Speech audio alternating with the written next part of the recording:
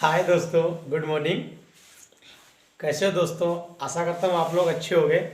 तो दोस्तों, हम आपको कक्षा 10 की विज्ञान, जीव विज्ञान का मानव नेत्र तथा रंग बिरंगा संसार कुछ चैप्टर लेसन की कुछ क्वेश्चन कराएंगे हम दोस्तों।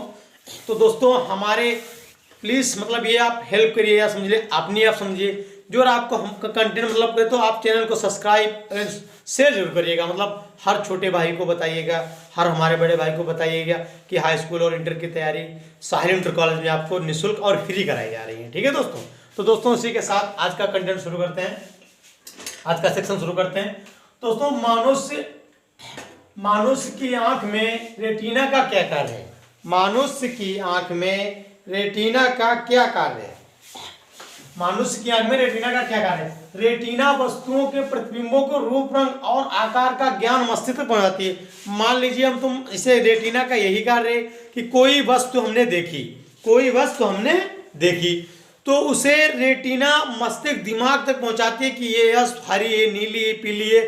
ठीक है, अब आप लोग समझ गए होंगे। ठीक है, तो क्या ज्ञान मस्तिष्क तक पहुंचाती है। सामान्य आंख, दूसरा क्वेश्चन है दोस्तों, सामान्य आंख का दृष्टि विस्तार बताइए। मतलब एक आंख है, नॉर्मल सामान्य आंख है, वो निकटतम कितना देख सकती है? निकटतम कितनी दूर और कितना नजदीक का देख सकती है? तो दोस्तों, वो नजदीक का तो 25 सेंटीमीटर नजदीक का देख सकती है। कितना? 25 सेंटीमीटर नजदीक का देख सकती है। और दूर कितना देख सकती है? तो दूर दोस्तों अनंत, मतलब जहां तक दिखाई दे अनंत तक देख सकती है। क्या सामान्य आंख का दृष्टि दोष 25 सेंटीमीटर से अनंत तक देख सकती है। ठीक है, तो क्वेश्चन नंबर 3, एक व्यक्ति के चश्मे में उत्तल लेंस लगा है। एक व्यक्ति के चश्मे में उत्तल लेंस लगा है। व्यक्ति की आंख में कौन सा दृष्टि दोष है? बताइएगा, व्यक्ति की आंख में कौन सा दृष्टि दोष है? व्यक्ति की आंख में दूरदृष्टि दोष है। कौन सा है? व्यक्ति की आंख में दूरदृष्टि दोष है। व्यक्ति की, तो दोस्तों, एक व्यक्ति के चश्मे में अवतल लेंस लगा है। उसमें ये ध्यान रखना दोस्तों, उसमें उत्तल लेंस लगा था, इसमें अवतल लेंस लगा है। व्यक्ति की आंख में कौन सा दृष्टि दोष है? व्यक्ति की आंख में कौन सा दृष्टि दोष है? तो व्यक्ति की आंख में निकट दृष्टि दोष है। कौन सा? ध्यान रखना, उत्तल लेंस लगा हो तो जान जाना कि व्यक्ति की आंख में दूरदृष्टि दोष है, और जो अवतल लेंस लगा है तो जान जाना, तो आप मतलब समझ लेना कि व्यक्ति की आंख में निकट दृष्टि दोष है। या ये भी पूछ सकता है एग्जामिनर कि निकट दृष्टि दोष के लिए कौन सा लेंस प्रयोग किया जाता है? तो निकट दृष्टि दोष के लिए अवतल लेंस प्रयोग किया जाता है, और दूर दृष्टि दोष के लिए कौन सा लेंस प्रयोग किया जाता है? तो उत्तल लेंस प्रयोग किया जाता है। कौन सा लेंस? उत्तल लेंस प्रयोग किया जाता है। क्वेश्चन नंबर 6, निकट दृष्टि दोष क्या है? निकट दृष्टि दोष क्या है? अब बात समझो, बहुत देखो, मेन चीज इसमें आपको लिखाना पड़ा नहीं, बहुत ही समझाना। जो हमारी बातें आप समझते हो, सुनते हो कायदे से, तो आपके दिमाग में आ जाएगी कि सर ऐसे बता रहे थे। ठीक है दोस्तों, मेरे प्यारे भाइयों, तो बात मतलब ये कि निकट दृष्टि दोष क्या है? निकट दृष्टि दोष क्या है? आंख का वह दोष जो निकट की तो वस्तुएं दिखाई देती हैं। आंख का वह दोष जिसमें निकट की वस्तुएं तो स्पष्ट दिखाई देती हैं।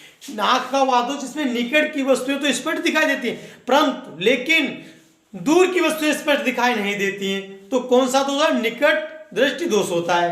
क्या कौन सा? निकट दृष्टि दोष होता है दोस्तों।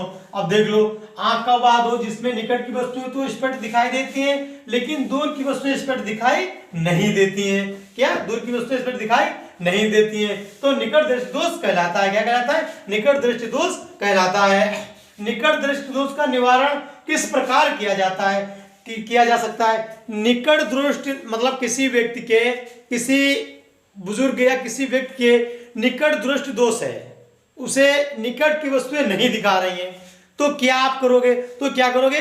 निकट दृष्टि दोष के लिए अवतल लेंस का प्रयोग किया जाना चाहिए। निकट दृष्टि दोष के लिए निकट दृष्टि दोष के निवारण के लिए उचित क्षमता वाला अवतल लेंस प्रयोग करना चाहिए। उचित क्षमता वाला अवतल लेंस प्रयोग करना।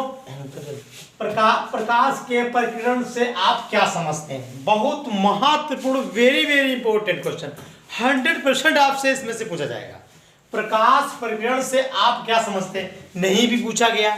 बात समझ, मतलब हमारा मकसद ये होता है आप पढ़ाई इसलिए करिए ये यही नहीं आप एग्जाम में पास हो जाइए, इसलिए नहीं, आप पढ़ाई इसलिए करिए कि हमको नॉलेज, हमको ज्ञान आ जाए। आप ज्ञान के भूखे हो तो पढ़ाई करिए, बहुत जरूरी है ज्ञान। ठीक है दोस्तों, तो प्रकाश के प्रकीर्णन से आप क्या समझते हैं? प्रकाश मतलब प्रकीर्णन करता है, तो आप क्या समझते हैं या नहीं? एग्जामिनर पूछता है, कोई भी पूछे तो आप समझा पाओगे या नहीं समझा पाओगे? जब प्रकाश वायुमंडल से गुजरता है, मतलब मान लीजिए अभी हम तो समझा देते हैं, समझना, ठीक है? मतलब ये करके सूर्य है, ये सूर्य है, ठीक है, ये सूर्य है, और ये पृथ्वी है, ये पृथ्वी है, ठीक है? ये मान लीजिए घर की पृथ्वी, ये यहाँ पे भारत है।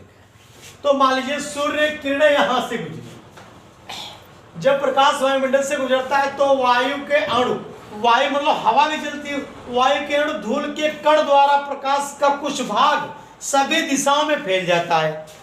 प्रकाश के द्वारा पर मतलब कुछ भाग, तो वायु के अणु धूल के कण द्वारा प्रकाश का कुछ भाग सभी दिशाओं में फैल जाता है। इस घटना को प्रकाश प्रकीर्णन कहते हैं। मतलब ज्यादा कुछ नहीं, इतना ध्यान रखो कि वायु के अणु, मतलब आप तो कोई पूछता है प्रकाश प्रकीर्णन क्या है, तो आप मतलब आपको इतना कि प्रकाश